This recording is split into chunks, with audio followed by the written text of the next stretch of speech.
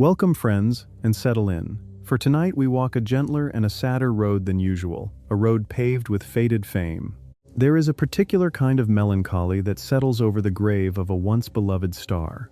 The sort of person who, in their day, could not walk down a street without being mobbed, whose face filled every magazine and every marquee, whose name was known in every household on earth. And then the years passed, as years do, and the pictures they made grew old and silent and were forgotten, and a new generation rose that had never heard of them, and the crowds that once screamed, their names thinned to a trickle, and then to no one at all. Tonight we visit the graves of beloved actors no one visits anymore, the giants of a vanished age whose resting places now sit quiet and neglected, the flowers long since withered, the names on the stones unread by the strangers who pass them by.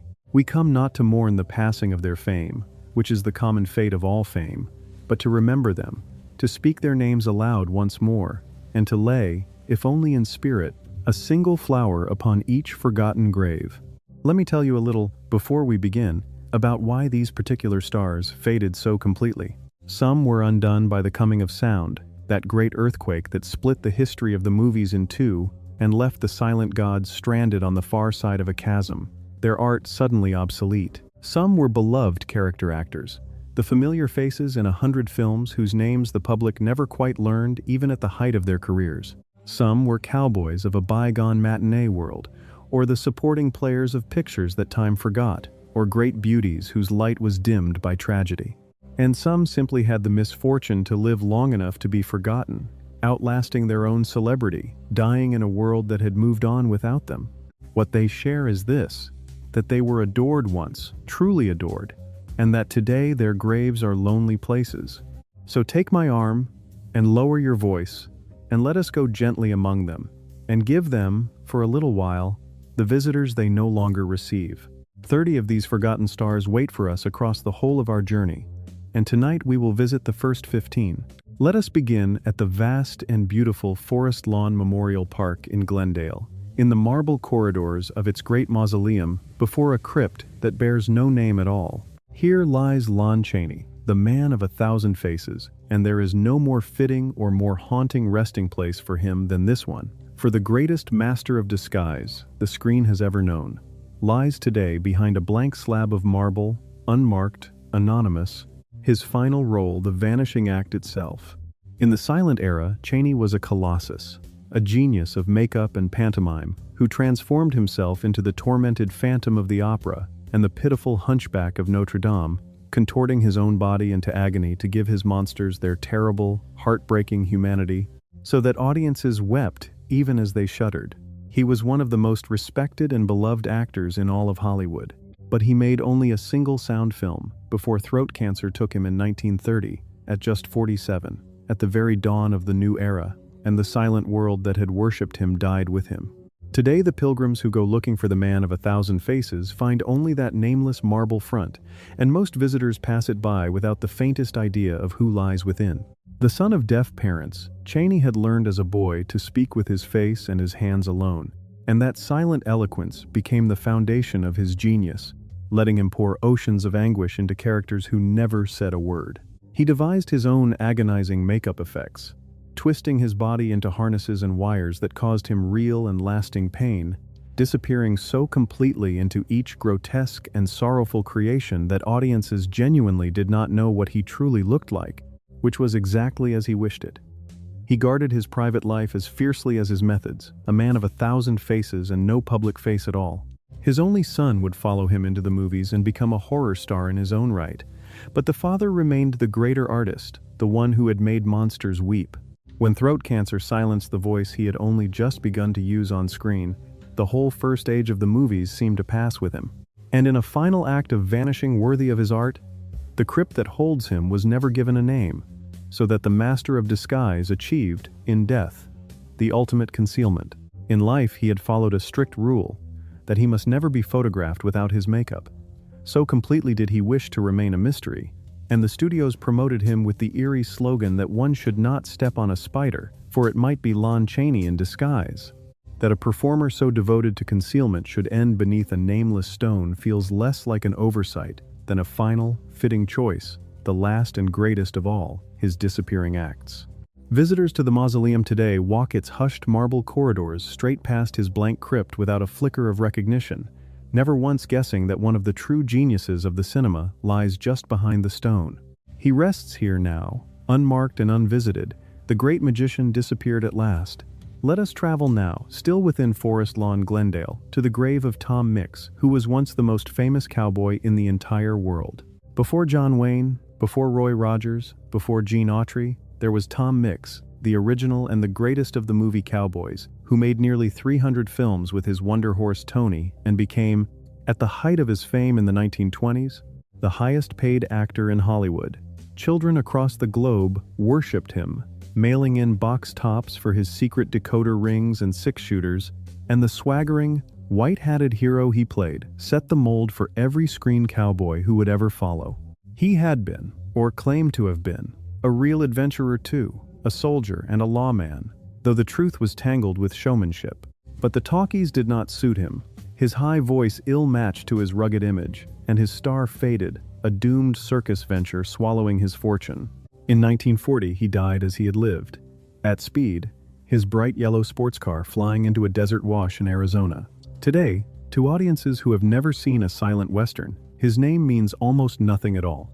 His horse, Tony, was a star in his own right, receiving fan mail by the sackful, and together they built an entire mythology of the movie West, filmed on Mix's own studio ranch and thrilling matinee audiences with breathtaking stunts that Mix, a genuine horseman, performed himself. He spun a dazzling personal legend too, claiming to have fought in wars across the globe and served as a lawman, and though much of it was showman's invention, the public adored the myth. At his peak, he earned a fortune almost beyond reckoning and wore a belt buckle spelling his name in diamonds, buried with him at the end. But the talkies exposed a voice ill-suited to his rugged image, and as his star dimmed, he sank his money into a traveling circus that collapsed and left him nearly broke. Racing his beloved sports car across the Arizona desert in 1940, he came upon a washed-out gully, too late, and the heavy metal case behind him flew forward and struck him dead. A little iron statue of a riderless horse marks the spot to this day, but the man himself lies here, all but unknown to a world that has forgotten there was ever a cowboy before John Wayne. His funeral drew 2,000 curious onlookers, and a scattering of fellow cowboy stars. The great names of the matinee West come to bid farewell to the man who had invented the part they all played. For a while afterward, his name lingered in the memory of the children who had worshipped him. But those children grew old and passed on, and the silent films that had made him were lost or left to crumble to dust. And today, almost no one under a certain age has ever seen Tom Mix ride at all. The greatest cowboy the movies ever knew, the man who taught Hollywood how to make a western, lies here now in a fame so faded that his very name has become a trivia question, a ghost of the vanished matinee frontier he once ruled from end to end. He rests here now, the first cowboy king, his range gone silent. Let us travel now to another corner of Forest Lawn, Glendale, to the Freedom Mausoleum, to the crypt of Clara Bow, the girl who was the very spirit of the Roaring Twenties. Bow was the it girl, the single most electrifying female star of the silent era. A working-class Brooklyn girl with red hair and enormous eyes who blazed across the screen as the embodiment of the flapper, of jazz and youth and reckless modern womanhood, drawing more fan mail than anyone in Hollywood. For a few short years, she was the most popular actress alive, the face of an entire generation's dreams. But fame devoured her. Vicious studio pressure, cruel tabloid scandals, and a fragile mind that had never fully healed from a traumatic childhood drove her from the screen while she was still young, and she spent her final decades in quiet seclusion, hidden away from the world that had once adored her. She died in 1965, and was laid here beside her husband, the cowboy star Rex Bell. The face that had defined the jazz age now rests behind quiet marble, her name a footnote where once it was a headline. She had clawed her way out of a Brooklyn tenement and a childhood of poverty, abuse, and a mother's madness, winning a magazine beauty contest that carried her to Hollywood, where her raw vitality and expressive eyes made her an overnight sensation. She was the definitive flapper, the girl every young woman wanted to be, appearing in the very first film ever to win the Academy Award for Best Picture, and drawing more fan mail than any other star in the industry. But the same studio that grew rich on her did little to protect her, And when scandal and a sensational courtroom trial engulfed her, the tabloids devoured her mercilessly, while her fragile mind, never healed from the traumas of her youth, began to give way. She walked away from the screen while still in her 20s and married a cowboy actor who became a Nevada politician, retreating into a seclusion from which she rarely emerged, spending long stretches under medical care. She lived quietly and unhappily for another 3 decades, mostly alone, before a heart attack took her. The most exciting star of the 1920s spent her last years as a virtual recluse and rests today behind quiet marble. There is a special cruelty in her story, for she was, by every account, a warm and generous and utterly unaffected woman, kind to the crews she worked with, and beloved by those who knew her, whose only real crime was to be too honest and too fragile for the vicious machinery of fame that fed upon her. The studio that made millions from her image did nothing to shield her when the jackals came, and the breakdowns that followed were the wounds of a spirit that had simply been asked to carry far too much for far too long. She found a measure of peace at last in her reclusive final years and asked nothing more of the world that had used her so badly. The girl who was the living symbol of an entire decade's joy lies here now in a silence that could hardly be more complete, her once incandescent name meaning nothing to the crowds who pass her by. She rests here now, the it girl at the end of it all. Let us travel now to yet another part of this vast cemetery, to the grave of John Gilbert, who was known in his glory as the Great Lover, and whose fall is one of the saddest stories Hollywood ever told. In the silent 1920s, Gilbert was a god, a dashing, passionate, romantic idol who rivaled even Valentino for the adoration of women around the world. His on-screen love scenes with Greta Garbo, and their off-screen romance, the stuff of legend. He seemed to have everything: the looks, the fame, the fortune, the greatest leading lady of the age at his side. And then, sound arrived and destroyed him. The story went that his voice was too high and thin for his romantic image, though it seems now that studio politics and the personal grudge of a powerful mogul did far more damage than his voice ever could. Whatever the cause, his career collapsed with shocking speed, and he drank himself toward an early grave, dead of a heart attack in 1936 at only 38. The great lover, whom millions once swooned over, lies here now almost entirely forgotten. Gilbert had risen through the ranks the hard way, working as an extra and a writer before his dark good looks and smoldering intensity made him the most romantic figure on the silent screen. The star of the enormous war epic, The Big Parade, and the swooning lover of Greta Garbo, both on film and off, their affair, the great romance of the age. He seemed untouchable, but he had made a powerful enemy in the head of his own studio, and when sound arrived, his talking debut was met with mockery. His image somehow diminished the moment audiences heard him speak. Whether it was truly his voice, or the quiet sabotage of a vengeful mogul who controlled how his films were made and sold, the effect was the same, a fall so swift and so total that it stunned Hollywood. Garbo, loyal to the man she had loved, insisted he be cast opposite her one last time as an act of kindness, but it was not enough to save him, and he drank himself into an early grave, dead of a failing heart before he reached 40. The great lover, once the most desired man in the movies, was gone, and the world moved on with startling speed, leaving him here in the quiet he never sought.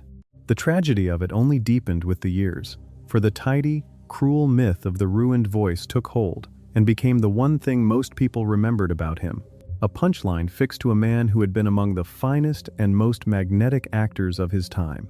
Modern audiences who trouble to seek out his surviving films are startled to find not a squeaking fool, but a performer of real power and aching grace, undone not by nature, but by malice and misfortune. He had been a gentle, generous, self-destructive soul, adored by the women who loved him and the friends who could not save him, and he died, believing himself a failure, which may be the saddest fate of all.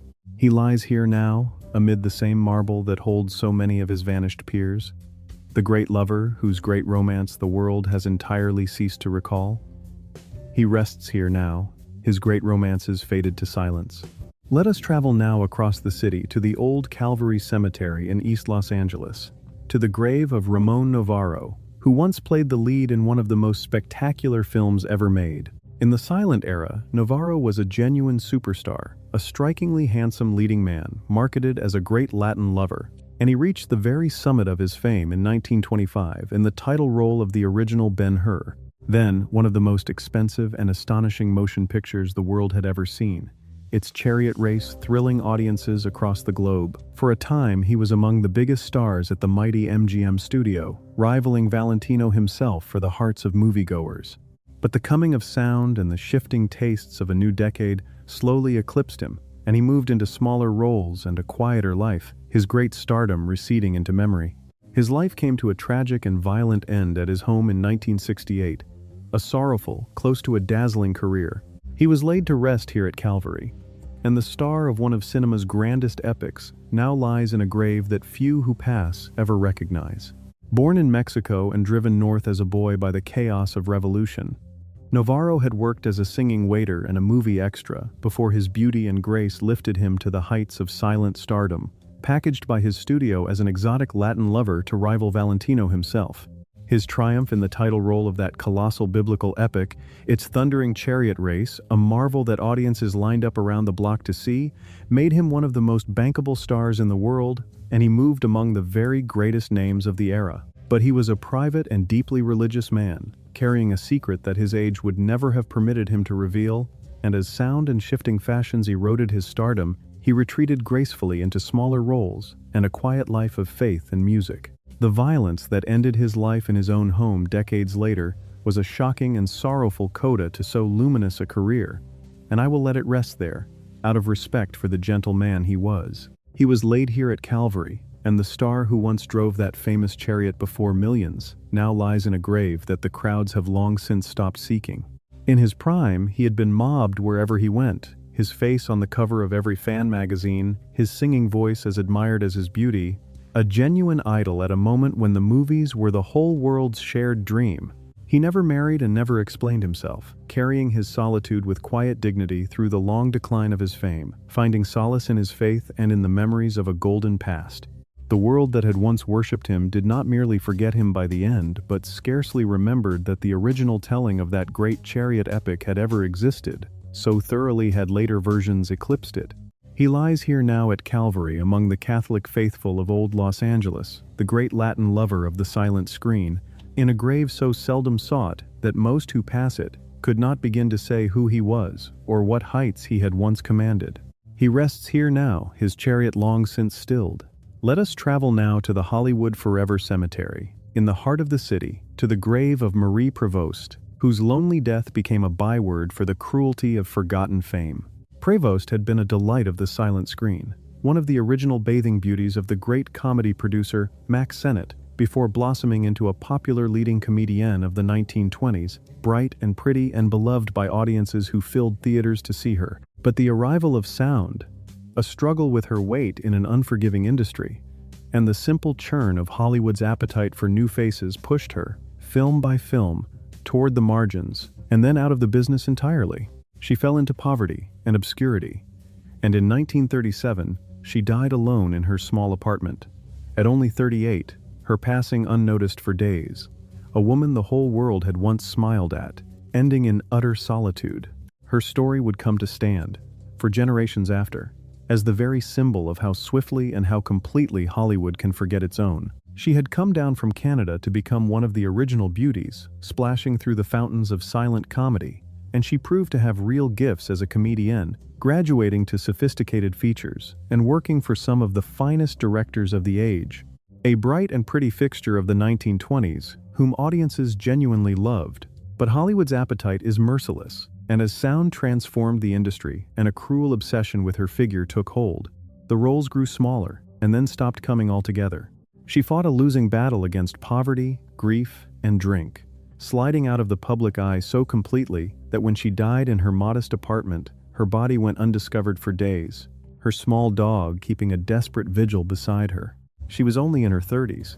The friends of her better days took up a collection to bury her, and her lonely end became, for all the generations of Hollywood since, the definitive cautionary tale of how utterly the town can discard those it once adored. A song was even written about her, long after, so that her name would not vanish entirely. She lies here now, and tonight, at least, someone has come to remember her. The details of her lonely end are grim enough that I will not dwell on them, only that she was found too late, in a small rented room, by people who had once been her colleagues, and had lost track of her entirely. So complete had her fall from the public eye become. She was not yet 40 years old. The great stars of her heyday, some of whom had once worked beside her, quietly paid for her burial, a belated kindness for a woman the industry as a whole had simply allowed to vanish. Her name survives today, when it survives at all, chiefly as a symbol, the patron saint of forgotten Hollywood, invoked whenever anyone wishes to speak of how ruthlessly the Dream Factory discards its own. But she was a real woman, funny and pretty and hard-working, and she deserves to be remembered as that, and not merely as a warning. And tonight, at last, she is. She rests here now, no longer alone, if only we remember her. Let us travel now, still within Hollywood forever, to the grave of Peter Lorre, whose mournful eyes and unmistakable voice made him one of the most memorable faces in film history. Lorre had first stunned the world in Germany as the tormented child murderer in the classic film M, and after fleeing the Nazis, he became one of Hollywood's most distinctive and beloved character actors. The sinister, soft-spoken presence lurking at the edges of Casablanca and the Maltese Falcon. His voice and manner so singular that they have been imitated and parodied ever since. Everyone, even now, knows that voice. Yet his career was a long struggle against typecasting, and his final years were shadowed by ill health and financial trouble, the beloved character man never quite receiving the security his fame deserved. He died in 1964, and his ashes were placed here at Hollywood Forever. His face and voice remain instantly familiar to millions who could not name him, and his grave sits quietly, seldom sought. He had been a sensation on the German stage and screen before the rise of the Nazis forced him, as a Jewish artist, to flee for his life, and he arrived in Hollywood already a legend for his shattering performance as a haunted child killer in one of the greatest films ever made. In America, he became one of the most instantly recognizable character actors alive, his hooded eyes and soft, sinister, sing-song voice lending an unforgettable strangeness to a string of classics. And he formed with a certain rotund English gentleman one of the most beloved screen partnerships of the era, the two of them appearing together again and again to audiences' delight. Yet he chafed against the narrow, menacing roles Hollywood kept handing him, longing to show more range than the industry would allow, and a morphine dependency born of a medical treatment shadowed much of his life. In his final years, he found affectionate work spoofing his own image in a series of horror comedies, before a stroke took him. His voice is imitated to this day by people who have never learned his name, and his ashes rest here in a grave that his countless admirers rarely visit. There was, by every account, a warm and mischievous and highly intelligent man behind the sinister mask, a cultured European wit who delighted in elaborate practical jokes and who chafed bitterly at being forever cast as the creep and the coward when he longed to show the world his true range. Hollywood, which had a use for his strangeness and none at all for his depth, kept him in the shadows, and money troubles dogged him to the very end despite his enormous fame. When he died, it was his old friend and frequent horror film companion, the courtly Vincent Price, who delivered the eulogy, remembering not the screen villain but the generous and gifted man beneath. His unmistakable voice has echoed down the decades in 1,000 imitations, so woven into the culture that people who have never seen one of his films can conjure it in an instant. And yet the artist himself has faded, his ashes resting here where his unknowing admirers never think to come. He rests here now, the familiar stranger of 100 films. Let us travel now back to Forest Lawn, Glendale, to the grave of Sidney Greenstreet, one of the most delicious character actors ever to grace the screen, who did not even begin his film career until he was past 60. Greenstreet was a rotund, silken-voiced English stage veteran when Hollywood finally discovered him, and he made a sensational debut as the scheming, fat man in The Maltese Falcon, earning an Academy Award nomination in his very first film, before stealing scenes in Casablanca as the genial rogue Signor Ferrari, and delighting audiences in a whole string of classics through the 1940s. His chuckling menace and enormous presence made him one of the most beloved supporting players of the Golden Age, a performer audiences adored the moment he appeared. But his film career lasted barely a decade before ill health forced him to retire, and he died in 1954. Today, the great fat man, who lit up some of the most famous films ever made, lies here in a grave that almost no one comes to visit. He had spent decades as a distinguished stage actor, touring the world and starring on Broadway, and was already past 60 and thinking of retirement when Hollywood at last came calling, casting him as the corpulent, courtly, endlessly scheming villain of a now immortal detective picture. It was his very first film, and he was so magnificent in it that he was nominated for an Academy Award, an almost unheard-of debut, and there followed a glorious late-life run as one of the screen's most delicious character men, his enormous frame and cultivated purr and rumbling, knowing laugh making him a favorite in film after film, most beloved of all as the genial rogue presiding over a cafe in the most famous romance the movies ever made. Alongside his frequent partner, the soft-voiced refugee actor, he became a fixture of the wartime screen. But he had come to the movies late and in fragile health, and his brilliant film career lasted barely a decade before illness forced him to stop, and death followed not long after. The great scene stealer who lit up some of the most cherished films of all time lies here now, visited by almost no one. It is one of the most remarkable late starts in the history of the movies, that a man should reach the age at which most people retire before ever stepping before a camera, and then, in barely a decade, carve out a place among the most memorable character actors the screen has ever produced. He brought a lifetime of hard-won stagecraft to every role, and audiences delighted in the sheer relish of his performances, the twinkle beneath the menace, the music of that extraordinary voice. But the same late start meant his time was cruelly short, and failing health forced him from the screen after only a handful of years, robbing us of who knows how many more unforgettable rogues. He spent his final years quietly, out of the spotlight he had entered so late and left so soon, and the beloved fat man of the golden age lies here now, his grave as overlooked today as his performances were once universally adored. He rests here now, his silken chuckle stilled. Let us travel now to the San Fernando Mission Cemetery, in the hills north of the city, to the grave of William Frawley, whose face is known to hundreds of millions, but whose name is spoken by almost none. Frawley was a hard-bitten vaudeville and film veteran of decades standing when, late in his career, he was cast in the role that made him immortal, the grumpy, penny-pinching landlord Fred Mertz on I Love Lucy, the most beloved situation comedy in the history of television. Night after night, in reruns that have never stopped playing in the more than 70 years since, he has made the whole world laugh, and he found further success afterward as the lovable Bub on another hit series. His face is one of the most familiar in all of American entertainment, and yet, as is so often the way with the great character players, the public never truly attached his name to that face. And today he lies here at the Mission Cemetery in a grave that his countless admirers, who would know him instantly on a screen, walk past without a second glance. He had spent the better part of 40 years in vaudeville and on the Broadway stage, where he helped introduce songs that are still sung today, before decades of steady work as a gruff, dependable character man in 100 Hollywood films, including a memorable turn in a certain beloved Christmas classic. He was, in short, a consummate old pro long before television found him.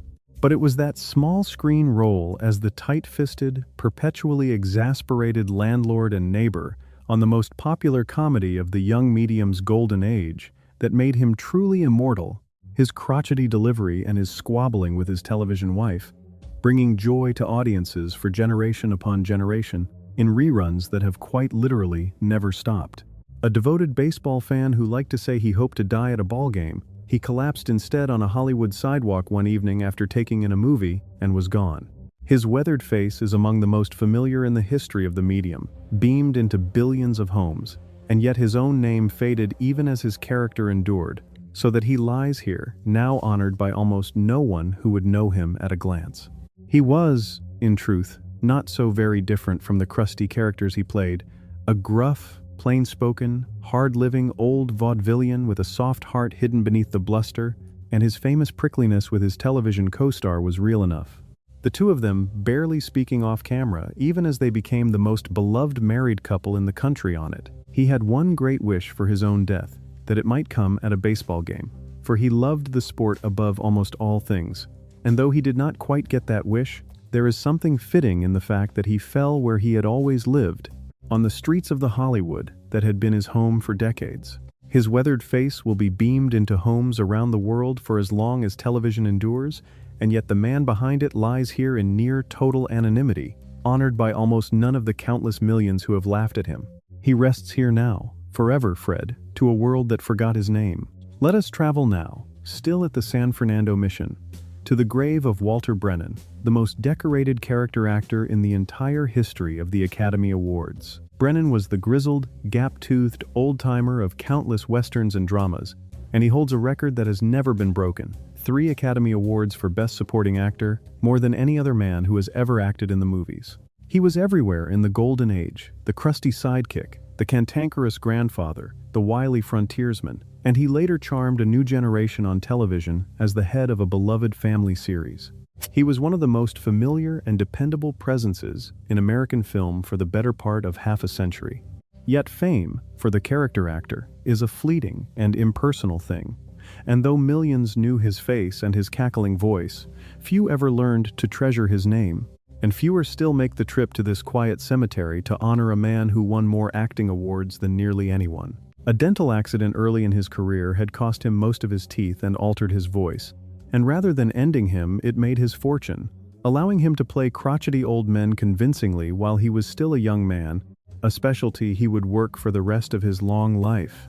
He became the definitive grizzled sidekick and cantankerous elder of the American screen, appearing in well over 200 films across every genre, and he won his 3 Academy Awards for supporting roles in the span of just 5 years, a feat of consistency no other actor has ever matched. He was as familiar as an old boot to the movie-going public, turning up in western after western and drama after drama, and late in life he charmed a fresh generation as the lovable patriarch of a popular television family. And yet, as is the peculiar curse of the character player, all that ubiquity and all those honors never translated into the kind of personal fame that draws pilgrims to a grave, and the most awarded supporting actor in the history of the Academy lies here in a quiet mission cemetery, his 3 golden statues gathering dust in memory, while his resting place gathers few, if any, visitors.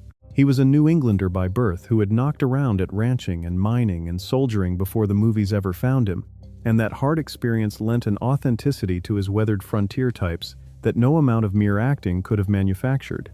Directors and fellow performers prized him as the consummate professional, unfailingly prepared, and endlessly reliable, the sort of actor who quietly makes everyone around him look better. For half a century he was simply always there, a fixed and comforting presence in the Hollywood firmament.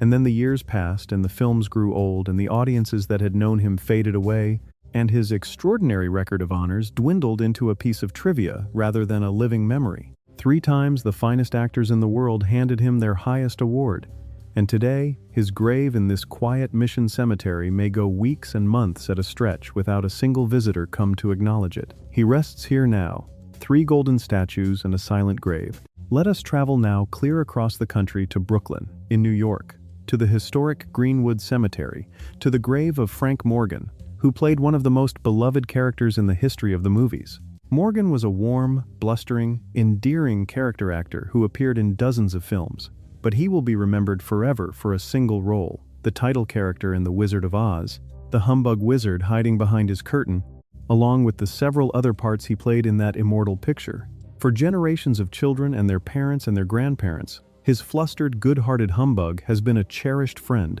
glimpsed anew every single year. Few actors have ever given the world so enduring a gift. And yet Morgan himself, who died in 1949, lies far from Hollywood, here in a grand old Brooklyn cemetery near the roots of his New York family, in a grave that the millions who love the wizard almost never think to visit, most of them entirely unaware of where the man behind the curtain came to rest. He came from a prosperous New York family and turned to acting almost on a whim, developing over the years an inimitable specialty in flustered, blustering, good-hearted men whose bluster always dissolved into warmth, a type he played in dozens of films, and that earned him nominations from the Academy.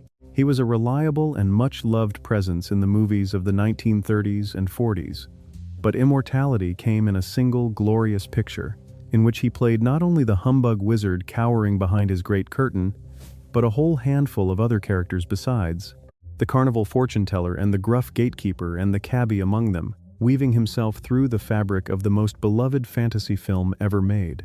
For nearly every child of the last 80-odd years, he has been a cherished annual friend, glimpsed each time the film returns. Yet, Morgan himself died relatively young, in the midst of his career, and lies far from the Hollywood that made him, back among his family's roots in a grand old Brooklyn cemetery, in a grave that the countless millions who adore the wizard almost never think to seek, most having no idea the man behind the curtain sleeps 3,000 miles from Oz. He was, away from the camera, a genial and rather melancholy man who fought a lifelong fondness for drink, kept a small bar tucked into his dressing room, and died in his sleep in the very midst of his career, still working, still beloved, gone before he ever had the chance to grow old and watch his own fame wither. Perhaps that was a small mercy, that he never had to witness the forgetting. But forget him the world did. And while the film he graced has only grown more immortal with each passing year, its annual return, a fixture of childhoods without end, the warm, flustered man who gave the wizard his beating human heart slipped quietly out of the world's memory. He lies here now, among his kin in the old Brooklyn ground, far from the poppy fields and the Emerald City, the man behind the curtain at rest, honored by his family, and unknown to the millions who cherish his greatest role. He rests here now, the great and powerful humbug at peace. Let us travel now back to California, to the Holy Cross Cemetery in Culver City, to the grave of Jack Haley, who won the hearts of the world as the Tin Man in search of a heart of his own. Haley was a genial song and dance man of vaudeville, radio, and film when he stepped into one of the most famous roles in movie history, the rusted, clanking, tender-hearted Tin Man of The Wizard of Oz, a part he took over after the original actor fell gravely ill from the silvery makeup. His sweet, wistful yearning for a heart has moved audiences for more than 80 years and shows no sign of ever fading. But like so many who gave their talents to that beloved film, Haley himself slipped from the public memory even as his character endured, and when he died in 1979, he was laid to rest here at Holy Cross, in a grave that the countless devotees of Oz seldom seek out. A cheerful, nimble song and dance man who had made his name in vaudeville, on Broadway, on the radio, and in a string of light film musicals. Haley might have been remembered as a pleasant footnote of his era, had fate not handed him one of the most enduring roles in all of cinema. He inherited the part of the clanking, soft-hearted Tin Man only after the actor originally cast in it was hospitalized, nearly killed by the toxic aluminum dust of the character's silver makeup, which was hastily reformulated into a paste before Haley stepped in. His plaintive longing for a heart of his own, and the sweetness he brought to the role, have endeared him to audiences for more than 80 years and show no sign of fading. But the film's fame far outstripped his own. And while the Tin Man became eternal, the gentle man inside the costume slipped quietly from public memory, a devout and charitable soul whose son would go on to a notable Hollywood career of his own. He was laid to rest here at Holy Cross, and the devotees of that magical film, who number in the many millions, seldom find their way to his grave. He was a warm and deeply religious family man, known for his generosity and his quiet charitable works, the very opposite of the striving, temperamental star.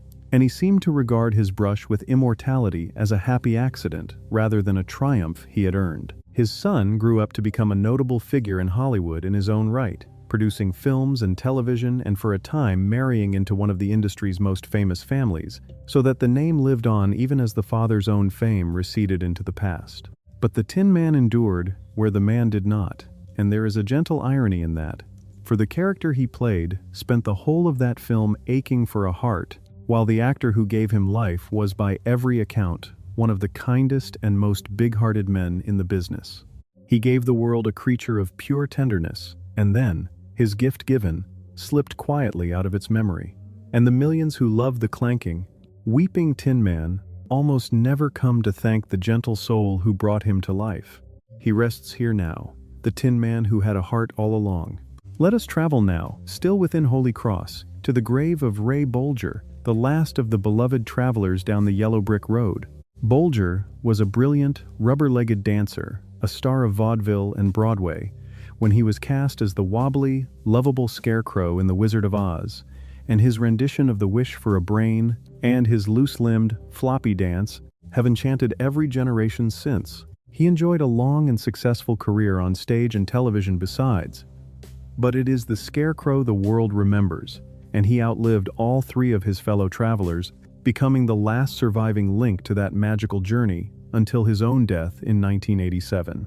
He was laid to rest here at Holy Cross, and though his scarecrow is beloved by hundreds of millions the world over, his grave, like those of his companions, sits quiet and rarely visited. A dazzling, loose-jointed dancer who seemed to have no bones at all, Bolger had risen through vaudeville and Broadway to become one of the finest hoofers of his generation, and when the great film of Oz was cast, he maneuvered his way out of the Tin Man role, which he did not want, and into the part of the Scarecrow, which he did, giving the world his indelible, wobbling dance and his wistful wish for a brain.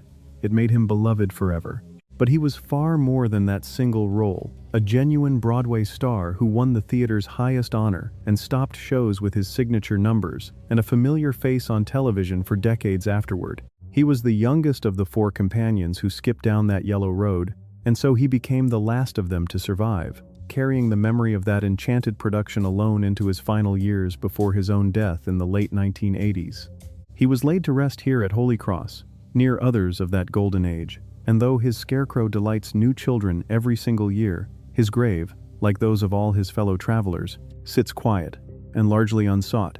He had, by his own account, wanted only ever to be a dancer, and he was a magnificent one, his elastic, tumbling, weightless movement, the fruit of relentless discipline, concealed beneath an air of effortless play, and he carried that gift triumphantly onto the Broadway stage, where he became a genuine star and stopped shows night after night with a number. Audiences demanded he repeat again and again. For all the decades of stage and screen and television work that followed, though, it was always the Scarecrow the public wanted, the wobbling straw man wishing for a brain, and he made his peace with that, returning to the beloved role in spirit throughout his long life.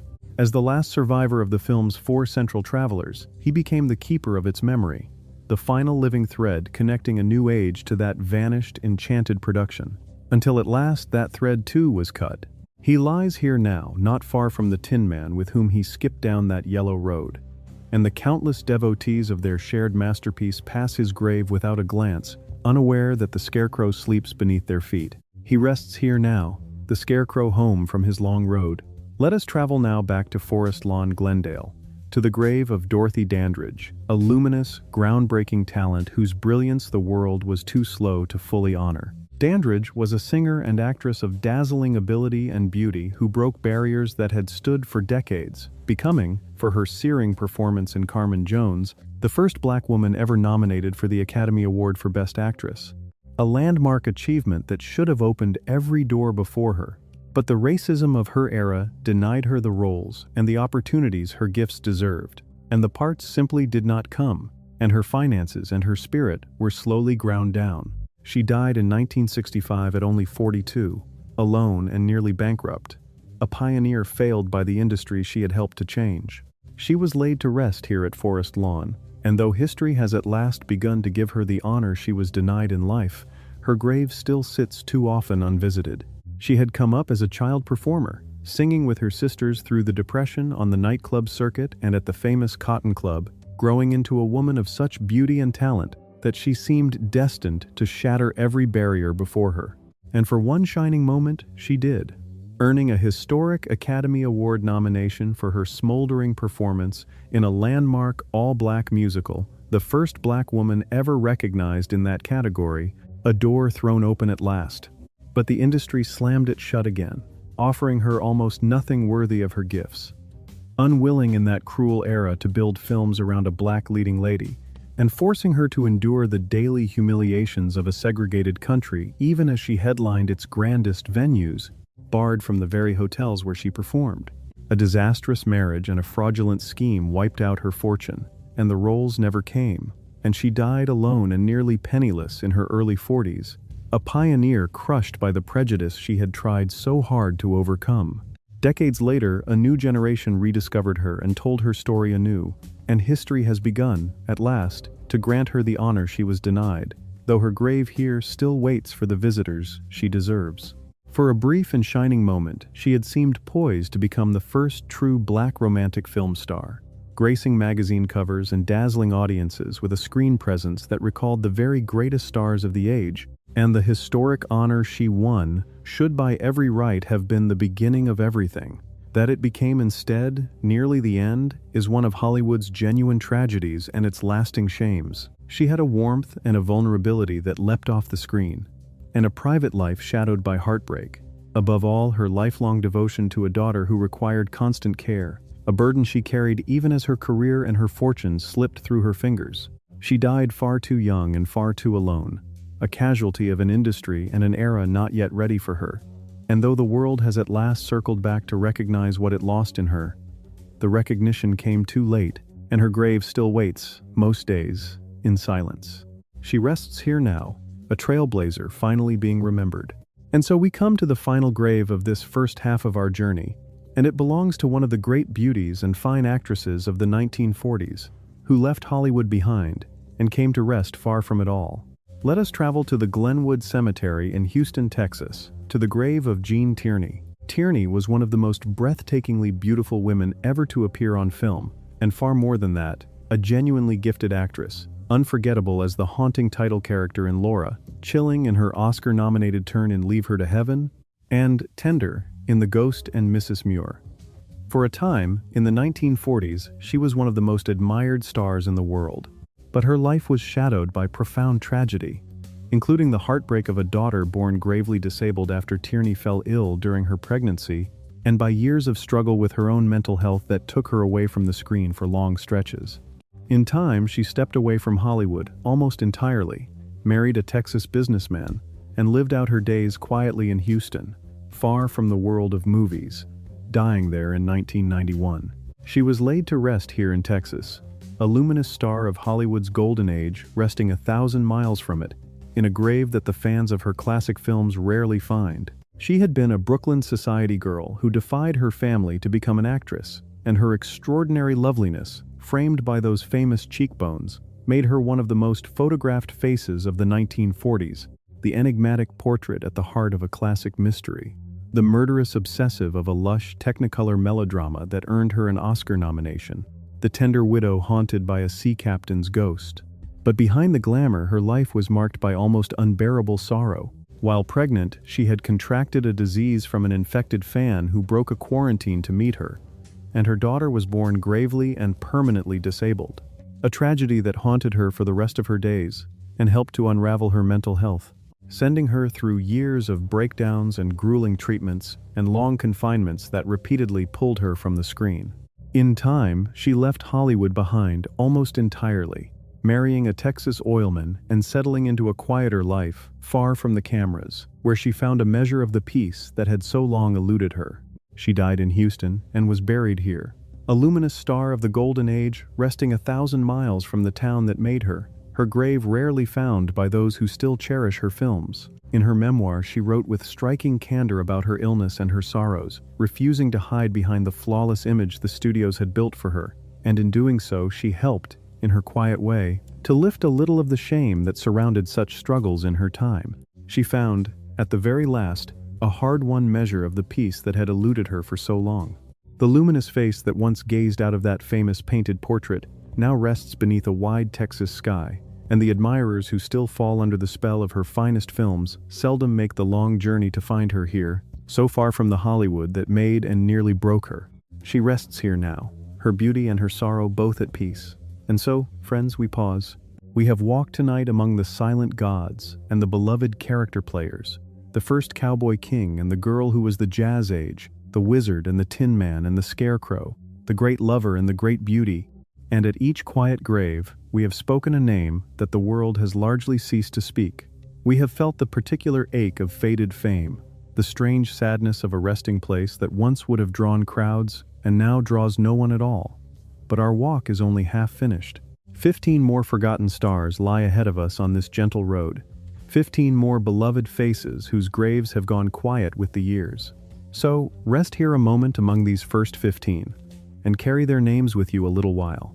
Catch your breath, and when you are ready to go on, we shall continue together, remembering the unremembered, deeper into this tender country of forgotten stars. Welcome back, friends, and step once more onto this gentle and melancholy road, for our walk among the forgotten is only half finished. In the first part of our journey, we stood beside the silent gods and the beloved character players, the first cowboy king and the girl who was the jazz age, the wizard and the tin man and the scarecrow. And at each quiet grave we spoke a name the world has all but ceased to speak.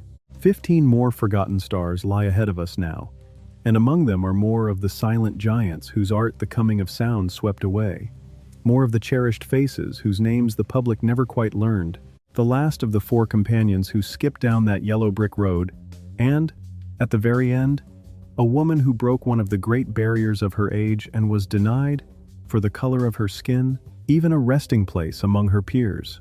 As before, we come not to grieve the passing of their fame, which is the common lot of all fame, but to remember them, to say their names aloud once more, and to lay, if only in spirit, a single flower upon each neglected grave. So take my arm again, and lower your voice, and let us go gently among them, giving them for a little while the visitors they no longer receive, beginning with the most unlikely superstar Hollywood ever produced. So, take my arm again, and lower your voice, and let us go gently among them, giving them for a little while the visitors they no longer receive, beginning with the most unlikely superstar Hollywood ever produced. Let us begin back at the vast Forest Lawn Memorial Park in Glendale, to the grave of Marie Dressler, who was, for a few short years, the single most popular movie star in all of America. There has never been a stranger or more heartwarming success story in Hollywood.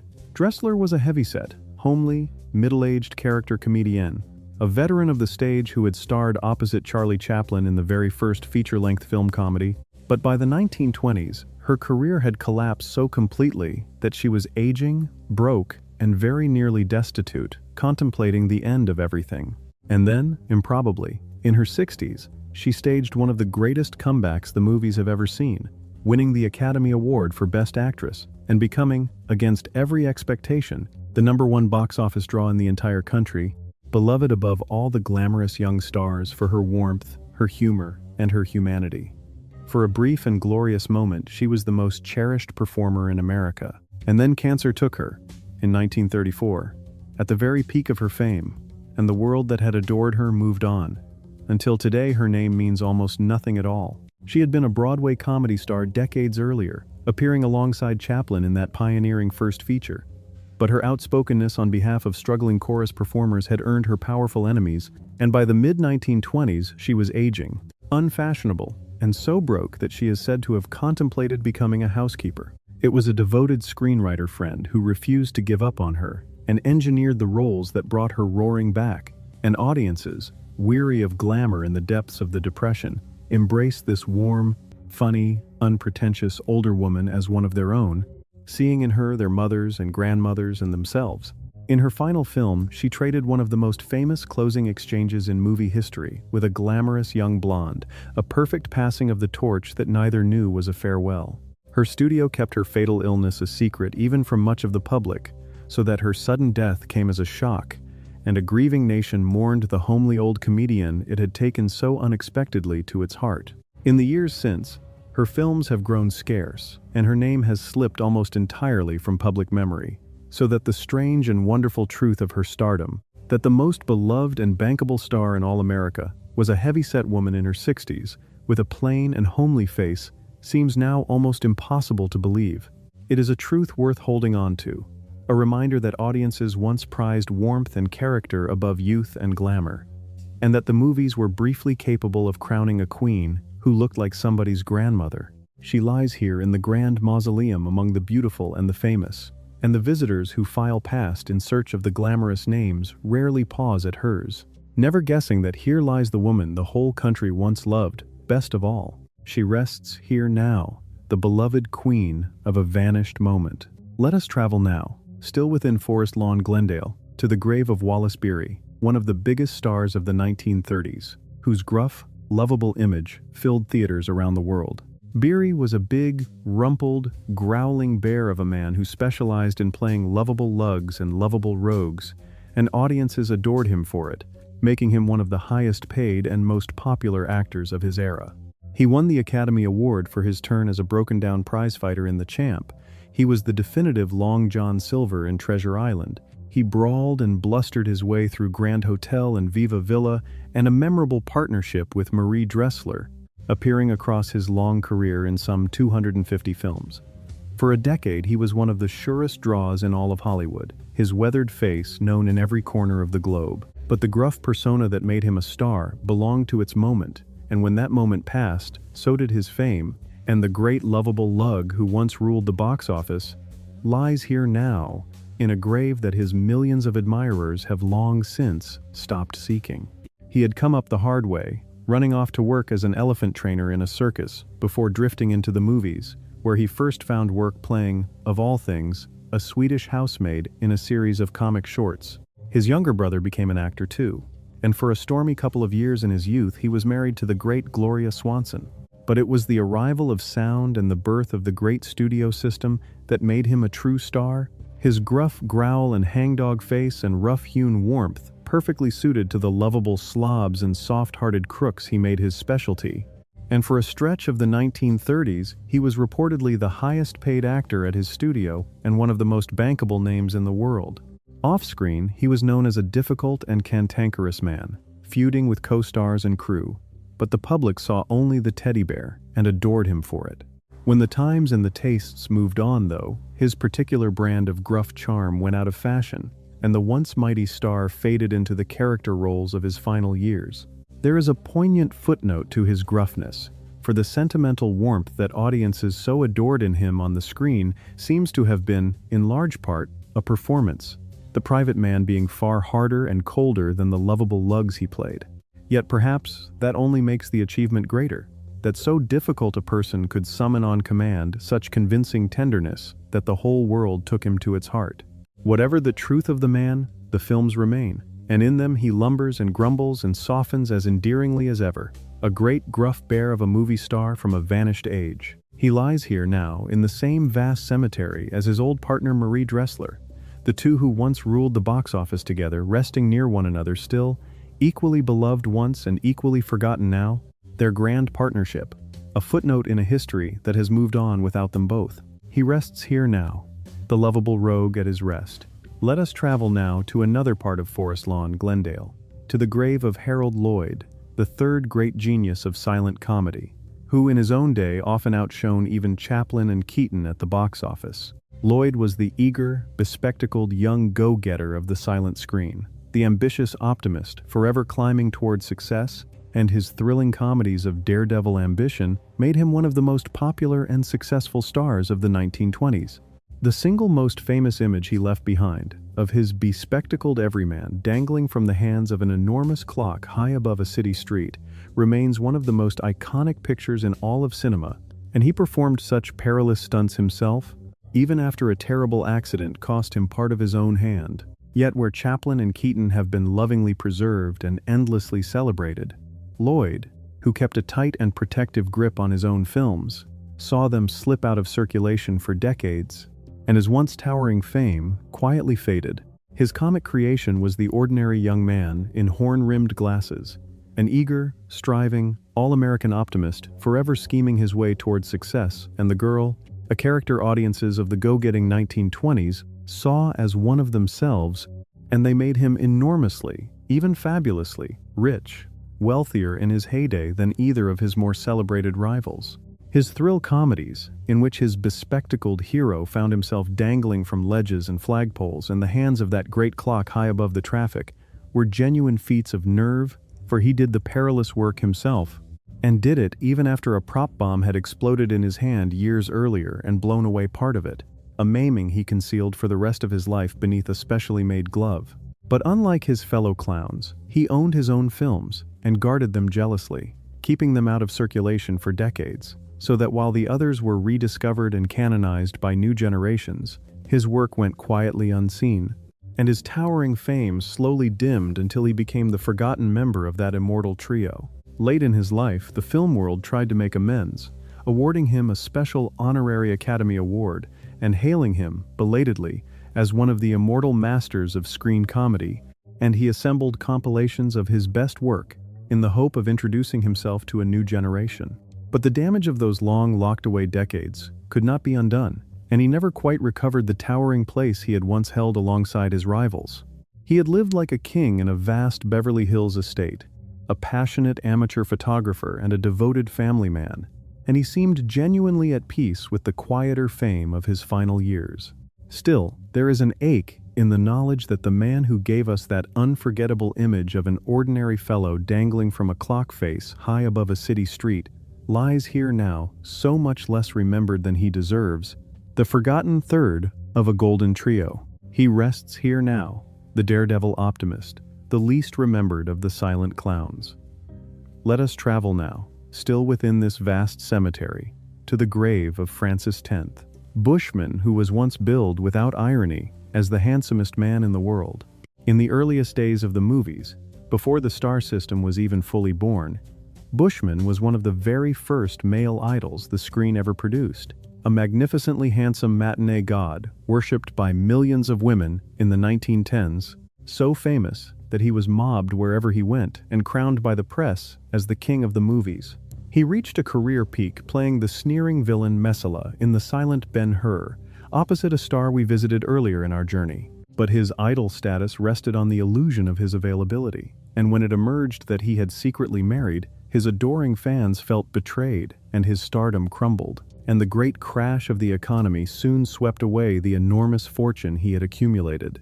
He worked on for decades in radio and small parts, a forgotten king. He had been a sculptor's model, his magnificent physique and profile immortalized in bronze and marble before ever the movies claimed him. And when they did, he became one of the very first true matinee idols, worshipped by legions of women in the earliest years of the star system, mobbed in the streets, showered with fan mail, living like a prince amid mansions and fleets of lavender automobiles and packs of great dogs. His fame rested, as such fame often did, on the carefully maintained fantasy that he was single and available. And when the press revealed that he had quietly married his frequent leading lady, his heartbroken admirers turned on him, and the studios, fearing scandal, cooled, and his stardom began its long slide. The great crash of the economy at the decade's end swept away what remained of his once colossal fortune, and the man who had been crowned the handsomest in the world spent his final decades scraping by on radio work and bit parts, a forgotten king reduced to the edges of the industry he had helped to build. It is difficult, from this distance, to convey how enormous his fame once was, for he belonged to the very first generation of movie stars, the men and women who taught the world what a movie star even was, and in that dawn he was among the brightest of all, a demigod of the new art form. That such a colossus of early stardom should now be so utterly unknown, his name drawing blank stares even from many who love old films, is a measure of just how ruthlessly time can erase even the greatest celebrity. He worked, remarkably, almost to the very end of his long life, finding small roles in television and the movies decades after his reign had ended, a proud old professional who never stopped. He lies here now, in the great cemetery among so many of his fellow pioneers, the handsomest man in the world reduced to a forgotten name on a stone, a king of a kingdom that no longer remembers it had one. He rests here now, the handsomest man in the world, remembered by almost no one. Let us travel now across the city to the old Calvary Cemetery in East Los Angeles, to the grave of Mabel Normand, the queen of silent comedy, whose brilliant career was engulfed by scandal and cut cruelly short. Normand was a comic genius, the greatest female star of the early silent comedy, the leading lady, collaborator, and mentor of Charlie Chaplin himself, and one of the first women ever to write and direct her own films. A mischievous, dazzlingly talented young woman adored by audiences everywhere, but her life was overtaken by a series of terrible misfortunes and scandals, her name entangled, as an innocent witness, in one of Hollywood's most notorious unsolved murders, her reputation battered by forces beyond her control, and all the while her health was failing. Tuberculosis took her in 1930, when she was only 37 years old, silencing one of the brightest comic talents the movies had ever known. She was laid to rest here at Calvary, and the pioneering genius who helped invent screen comedy now lies in a grave that the world has almost entirely forgotten. She had been discovered as a teenage artist's model and swept into the earliest days of the movies. And at the great comedy studio where she reigned, she became not merely a performer but a creative force, writing and directing her own films at a time when almost no woman did, and taking a raw young English comedian under her wing to teach him the craft that would make him the most famous man alive. She was quick, fearless, and beloved, a genuine pioneer of screen comedy. But a series of catastrophes descended upon her in the early 1920s, chief among them her innocent entanglement, merely as a friend and witness, in the shocking unsolved murder of a prominent director, a scandal that the newspapers used to batter her reputation though she had done nothing wrong. Other misfortunes followed, and beneath it all her body was failing, consumed by the tuberculosis that would kill her before she reached 40. The brilliant, mischievous woman who had helped invent the very language of film comedy was gone, her name dragged through the mud and then, far more cruelly, simply forgotten. The cruelty of her story lies in how little of the ruin was her own doing, for she was, by every account, a victim of circumstance, and of a scandal-hungry press far more than of any real wrongdoing. An innocent whose only misfortune was to have been nearby when tragedy struck others. But the public of that anxious age, primed to believe the worst of Hollywood, turned on her, and the studios, terrified of controversy, quietly let her go. She married a fellow actor near the end, seeking some measure of peace, but her lungs were already failing, and she slipped away in a sanatorium while still a young woman. The bright, inventive, generous genius who had helped a shy young Englishman become the most famous man on earth, and who had written and directed and starred in her own pictures when that was almost unheard of for a woman, lies here now in a grave that history has been shamefully slow to honor. She rests here now, her laughter stilled far too soon. Let us travel now to the Holy Cross Cemetery in Culver City, to the grave of Zasu Pitts, whose fluttering hands and worried eyes made her one of the most beloved comic figures of her time. Pitts began as a serious dramatic actress, and a superb one, giving an unforgettable performance in one of the towering masterpieces of the silent era. But the movies soon discovered that her wistful, wringing-handed anxiety was irresistibly funny, and she spent the rest of her long career as a cherished comic foil, her plaintive, drawn-out cry of dismay a delight to audiences across decades of films and, later, television. Her nervous, woe-begone spinster became a familiar and much-loved fixture of American screens. Yet, she was never a leading lady in the public's eye, always the character player, and so, as is the way with such performers, her singular face and voice outlived the public's memory of her name. She died in 1963, and lies here now, at Holy Cross, in a grave that the audiences who once adored her fretting almost never come to visit. Her very name was unusual, cobbled together from those of two ants, and her face and manner were unusual too, which turned out to be the making of her. She had come to Hollywood dreaming of dramatic roles, and she proved she could play them, giving a shattering, tragic performance in one of the towering and troubled masterpieces of the silent age. But when audiences began to laugh at her wringing hands, and her great worried eyes, and her plaintive, quavering voice, even in serious scenes, the industry gently steered her toward comedy, and she made a long and happy career of playing flustered, fretful, woebegone spinsters and foils, her signature cry of dismay becoming a beloved trademark across films and later television. She was, by every account, a warm and generous woman off-screen, an accomplished cook who even published a book of candy recipes. But she was always the character player, never the star whose name the public treasured, and so her much-loved face and voice slipped, as they so often do, into a fame that outlived its own attribution, leaving her here at last. There is a small, telling story from her career, that she was once cast in a serious and important dramatic role in a great war film, but that preview audiences, so accustomed to laughing at her, chuckled at her tragic scenes, and she had to be replaced, her comic image having grown too strong for the public to see past. It is the perfect emblem of the character actor's peculiar fate to be so thoroughly identified with one note that no other can ever be heard. She made her peace with it, and gave decades of joy in the fretting, fluttering roles the world wanted from her, a beloved and instantly recognizable presence right up to her death. And now that presence has faded from memory as the films that held it slipped into the past, and the woman whose worried face and plaintive voice once delighted millions lies here in this quiet cemetery, her grave seldom troubled by a visitor. She rests here now, her fretful hands finally at peace. Let us travel now, still within Holy Cross, to the grave of Bela Lugosi, the immortal Dracula, who was buried, at the last, in the very cape of the vampire that both made and doomed him.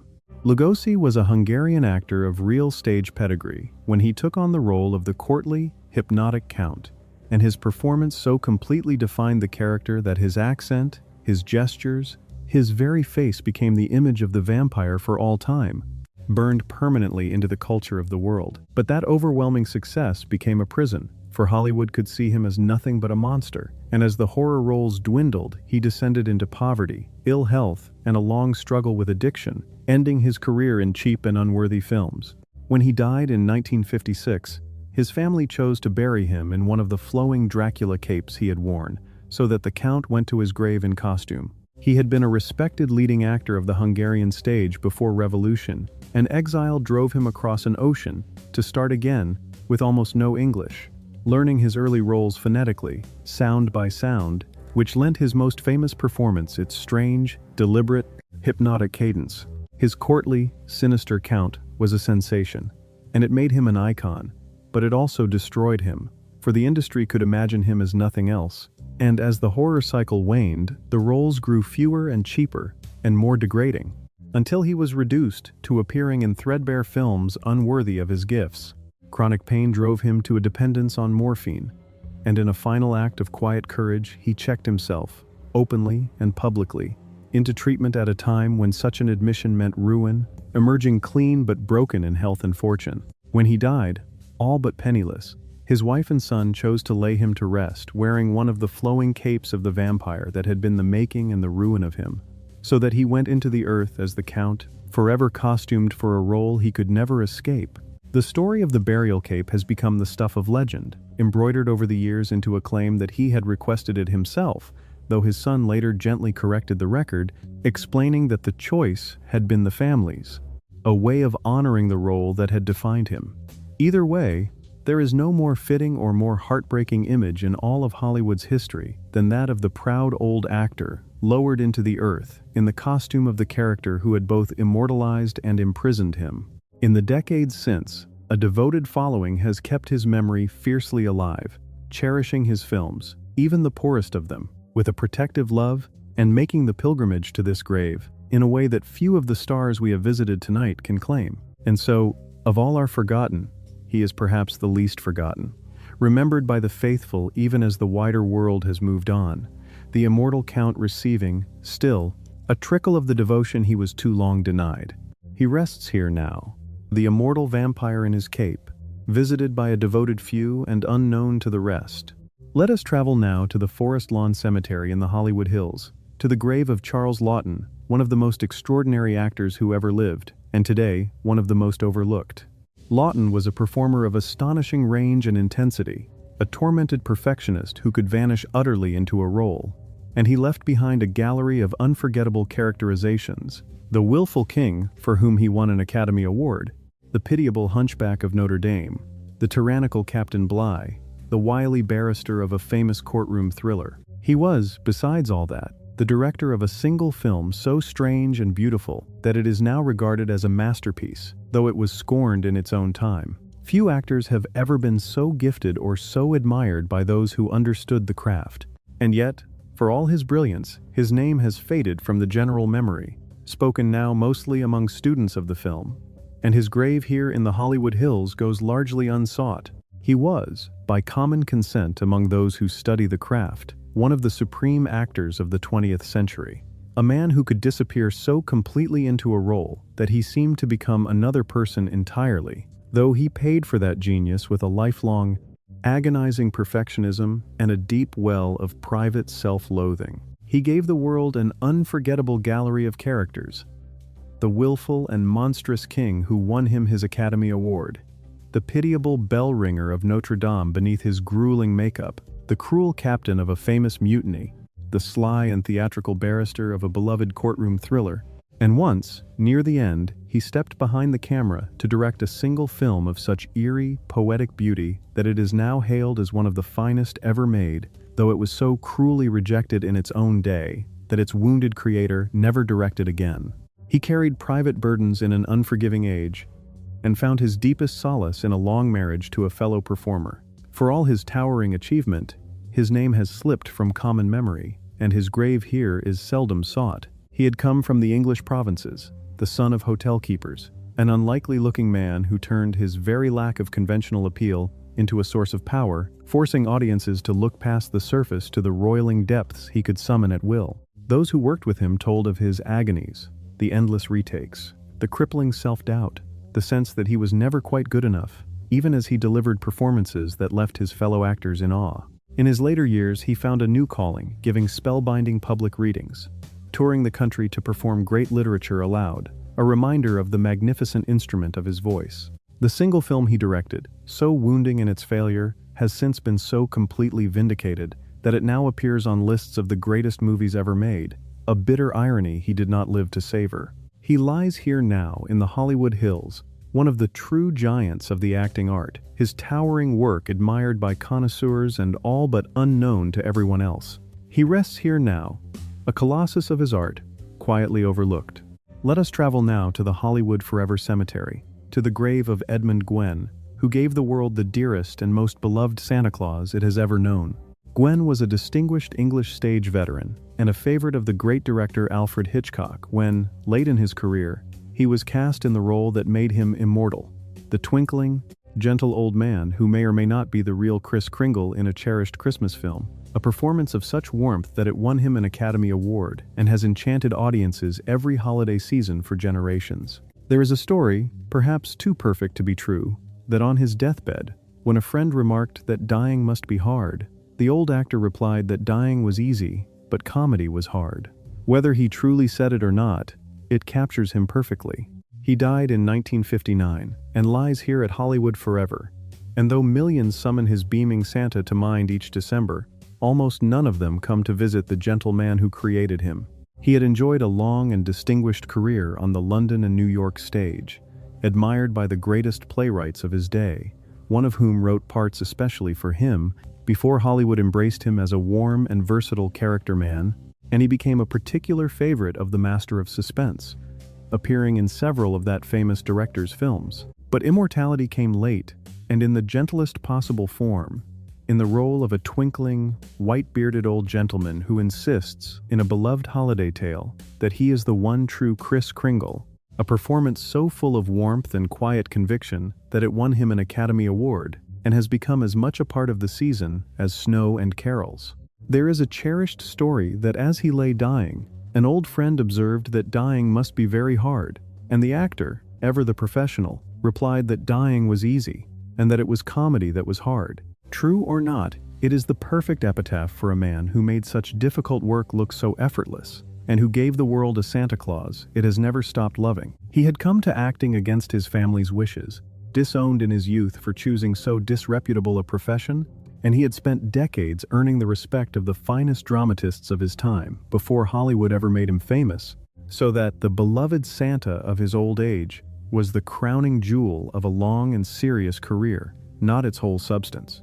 He was a small, round, twinkling man of great warmth and greater craft, and he seems to have understood, better than most, the peculiar magic of his final triumph, that he had been chosen to embody, for generation upon generation, the very spirit of kindness and childhood wonder. He spent his last days at the home for aging film folk, still the gentle soul his colleagues had always known, and now, each December, his beaming face returns to screens across the world, as beloved as ever, while the man himself lies here in near total anonymity, his grave passed by even at Christmas, when his gift to the world shines brightest of all. He rests here now, the world's dearest Santa at his rest. Let us travel now back to Forest Lawn, Glendale, to the grave of Victor McLaglen, a brawling former prizefighter who boxed and blustered his way to an Academy Award.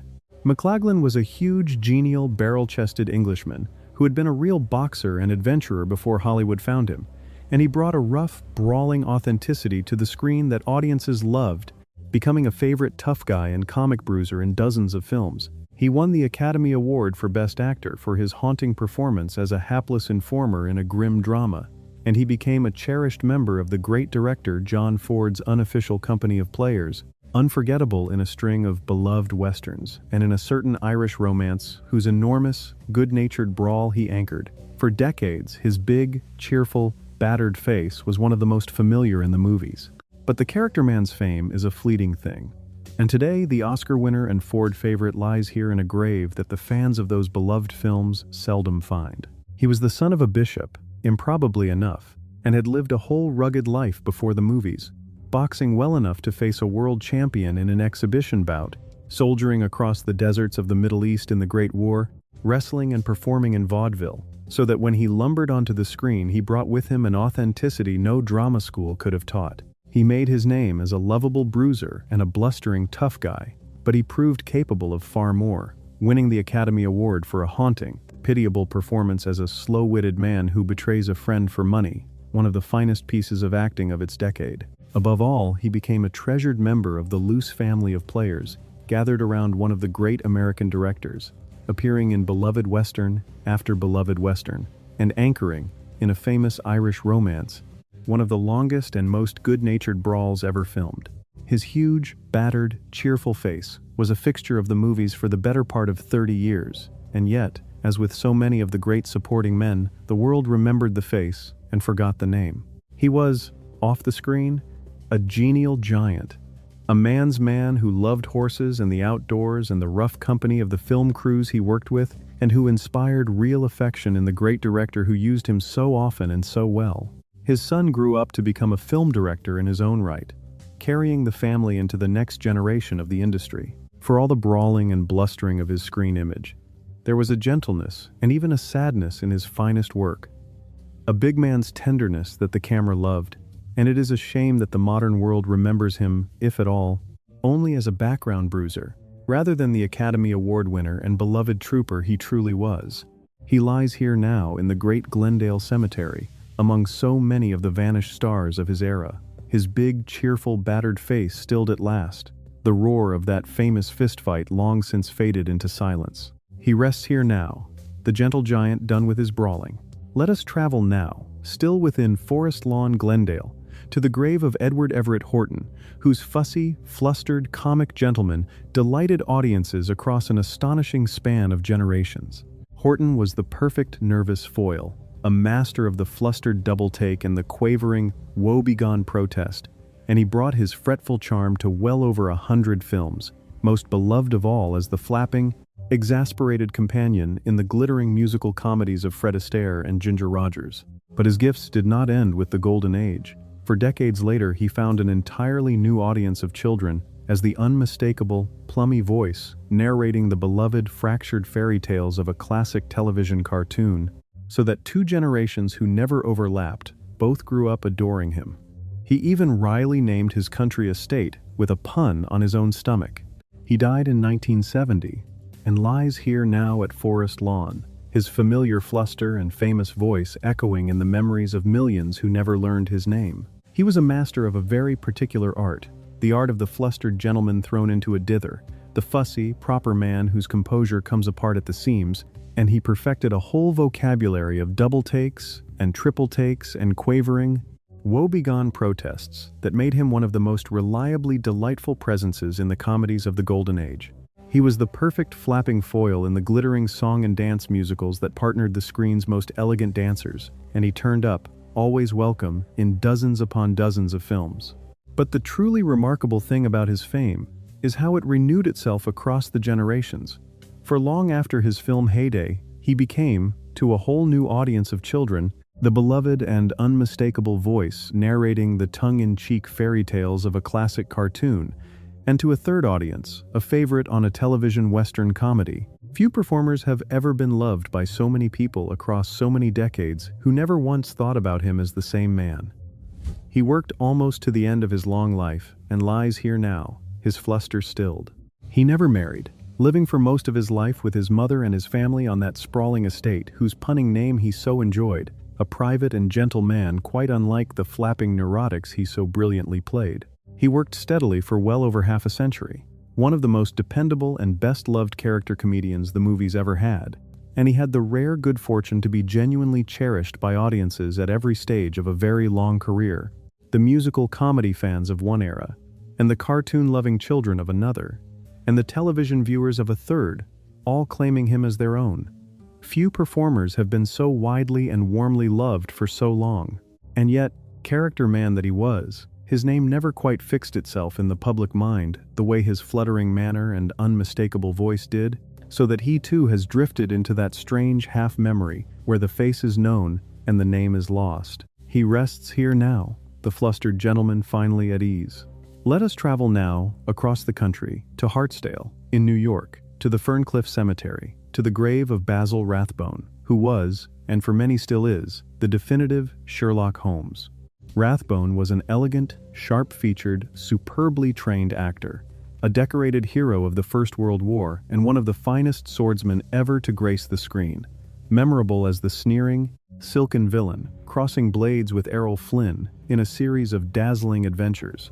But it was as the great detective, in 14 films, that he fixed himself in the world's imagination, his lean profile and clipped, brilliant delivery becoming the very image of Sherlock Holmes for millions who had never read a word of the stories. That triumph became its own kind of trap, the role so overwhelming that it overshadowed all his other work. He died in 1967 and lies here at Ferncliff, and though his Holmes remains beloved the world over, the accomplished and versatile actor behind him rests in a grave few ever seek. He had been born in South Africa and decorated for conspicuous bravery in the First World War, where he crept out on daring reconnaissance missions in improvised camouflage, and he came to the screen a superbly trained classical actor and one of the finest swordsmen ever to buckle a swash, crossing blades unforgettably with a certain dashing star in a run of glorious adventure films, always, to his mild irritation, as the elegant villain. And then he put on the deerstalker, and everything changed, for his lean, hawkish profile and clipped, rapid, brilliant diction so completely embodied the world's greatest fictional detective that for millions of people he simply became Sherlock Holmes, in film after film and on the radio besides. It was a triumph and a trap at once, the role devouring his identity so thoroughly that audiences could scarcely accept him as anyone else, and he came in time to resent the very part that had immortalized him. A gifted, cultivated, versatile man reduced in the public mind to a single silhouette, he died in New York and lies here now, the definitive Holmes in a grave that draws few visitors. He was, by all accounts, a charming and cultivated gentleman, an elegant relic of an older theatrical tradition who brought genuine classical distinction to everything he did, whether crossing swords as a villain or reasoning his way through a mystery as the great detective.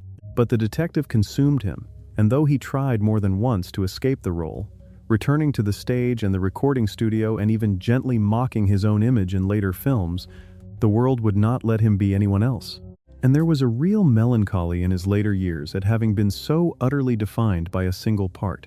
He left behind beautiful spoken recordings of poetry and prose that reveal the full richness of his artistry, treasures for those who seek them out. He died in New York, far from Hollywood, and lies here now at Ferncliff, the greatest of all screen detectives, his own considerable self, obscured forever behind the deerstalker and the pipe. He rests here now, the great detective at his final case.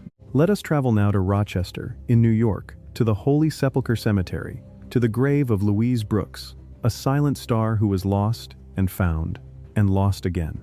Brooks was a dancer of startling beauty and modernity, her sleek black bob of hair, one of the iconic images of the 1920s, and in a pair of extraordinary films made in Germany, she gave a performance of such raw, natural, mesmerizing honesty that later critics would hail her as one of the greatest and most modern screen actors of the entire silent era.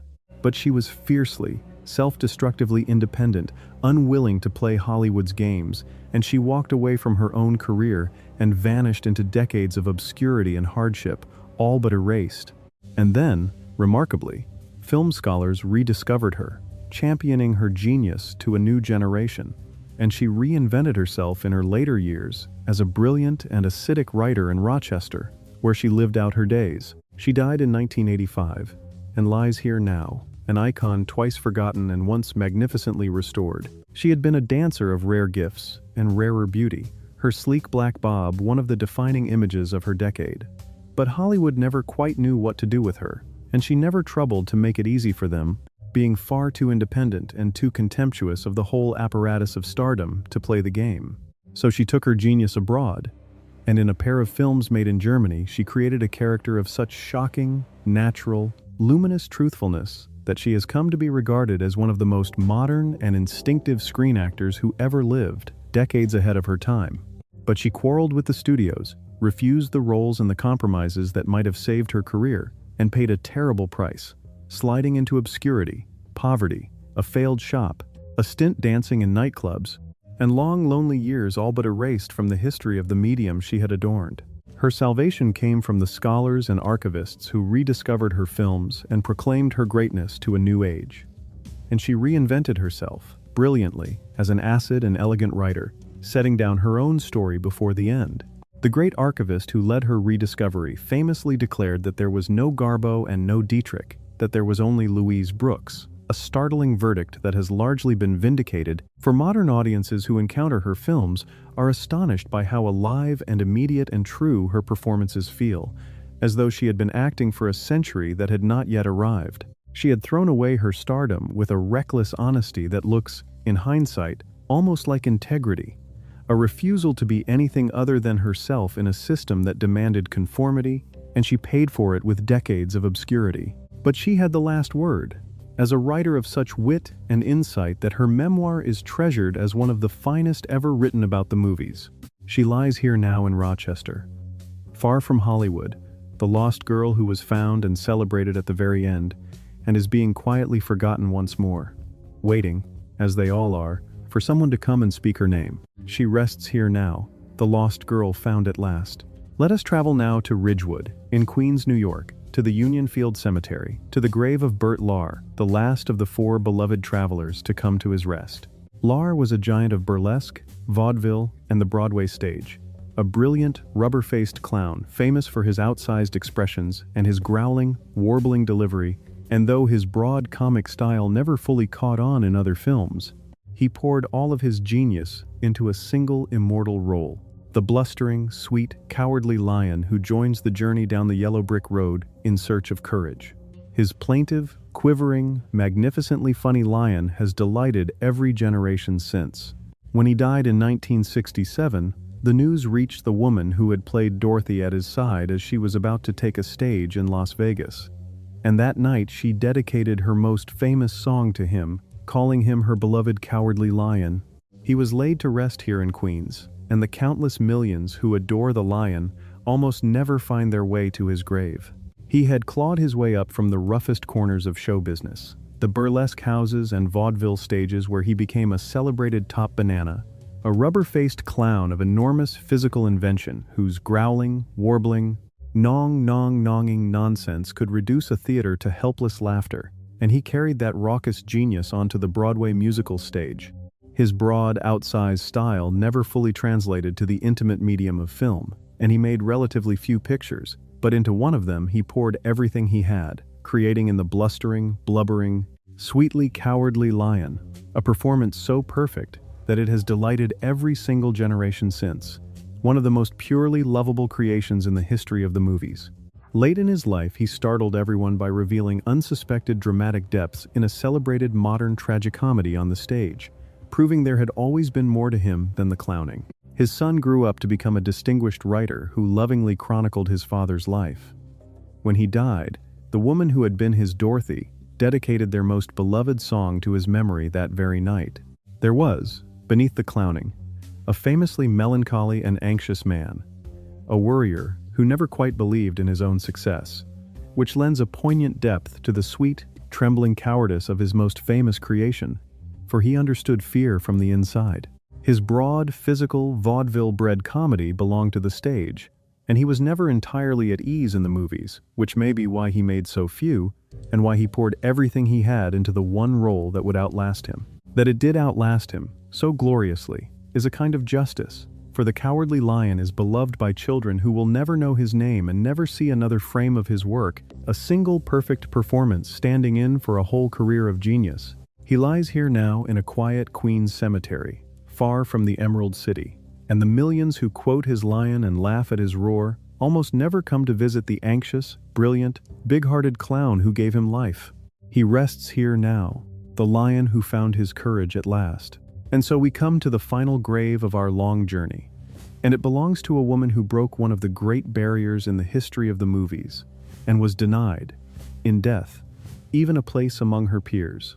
Let us travel to the Rose Hills Memorial Park in Whittier, California, to the grave of Hattie McDaniel.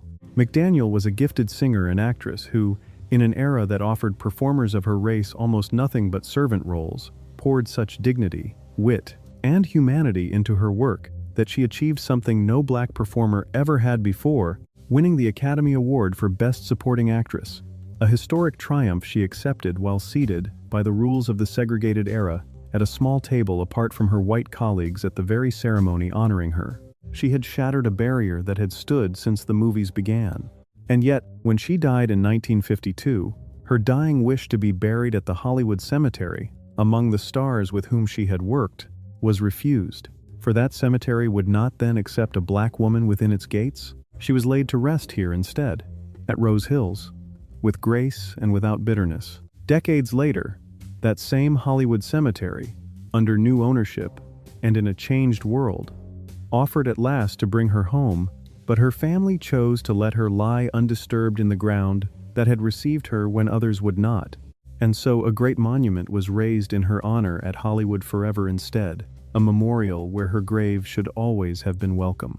She was the daughter of parents who had been born into slavery, and she rose from that heritage to become a gifted singer and songwriter, among the first black women ever heard on American radio, before coming to Hollywood, where the only roles an industry steeped in prejudice would offer her were those of maids and servants. She played them, scores of them, and she endured criticism from some of her own community for doing so, answering, with characteristic steel, that she would far rather play a maid and earn a good living than be one for a pittance, and that she intended to bring such intelligence and dignity to those parts that she transformed them. Her crowning role, as the fiercely loving housekeeper in one of the most successful films ever made, brought her that historic Academy Award, though she was made to sit apart from her colleagues even on the night of her greatest triumph. She spent her life fighting quietly for respect in an industry and a nation that too often denied it, and the final indignity, the refusal of a grave among her peers, she met with the same grace she had shown all along. History has since caught up to her and honored her as the trailblazer she was. She had given generously all her life, to her community, to the war effort, and to those in need. A woman of enormous heart, as well as enormous talent, and the injustice of that final wish denied has become, in the years since, a byword for the very cruelty she spent her life triumphing over, so that today her memorial draws admirers who come to honor all that she was and all that she overcame. She rests here now, a pioneer honored at last, her dignity outlasting the cruelty of her age. And so, friends, our long and gentle walk among the forgotten draws to its close. Across 30 graves we have wandered, from the marble corridors of the great mausoleums to a quiet churchyard in Queens. From the silent kings and the character players to the cowboys and the clowns and the great beauties, and at every stop we have done one small and simple thing. We have spoken a name aloud that the world had very nearly ceased to speak. But I would have you carry away something gentler than sorrow. For fame was never the truest measure of these lives, and its fading is not the same as their erasure. Every one of them left behind a gift that has outlasted their celebrity. A performance still glowing on a screen somewhere. A laugh or a shiver or a tear they can still summon from an audience a century on. A Santa Claus. A Tin Man. A Cowardly Lion. A Dracula. A detective. A dozen faces that the world still loves even when it has forgotten the names behind them. To remember them, even for the length of a single quiet walk like this one, is to give them back for a moment the visitors they have lost, and to insist that a life that brought so much delight to so many was not a small thing, and ought not to be wholly forgotten. So remember these 30 souls, the beloved and the overlooked, and let their quiet graves remind you that the applause always fades, but the love that we give and the joy that we leave behind us endure far longer than any fame. Rest well, friends, all 30 of you, adored in your day and adored still by those few who remember, and forgotten by the world only until someone comes, as we have come tonight, to say your names once more. And rest well to you too, my companions, who walked this gentle road beside me and did not hurry past. Carry these names with you, speak them now and then to someone who has never heard them, and until we walk together again, good night.